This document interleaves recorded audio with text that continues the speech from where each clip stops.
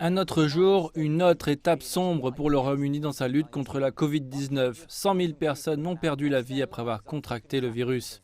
Cela selon les chiffres officiels. Le gouvernement britannique fait face à des critiques croissantes quant à savoir s'il aurait pu faire plus pour sauver des vies.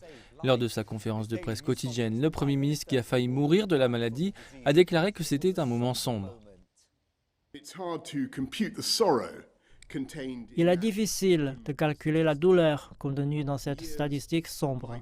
Les années de vie perdues, les réunions de famille qui n'ont pas eu lieu, et pour tant de proches, la chance manquée de dire au revoir.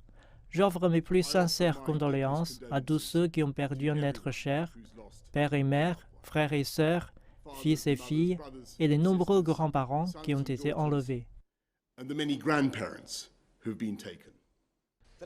Selon les derniers chiffres quotidiens, plus de 1600 personnes sont mortes au cours des 24 heures précédentes. Dans un effort pour essayer de réduire les décès, le pays se prépare à annoncer une période obligatoire de quarantaine en hôtel pour les voyageurs internationaux. Cela toucherait principalement les résidents britanniques de retour de pays à haut risque et devront payer la facture eux-mêmes. Cela pourrait être une réponse directe aux nouveaux variants du virus qui se propagent dans le monde entier, comme celui découvert pour la première fois en Afrique du Sud et au Brésil.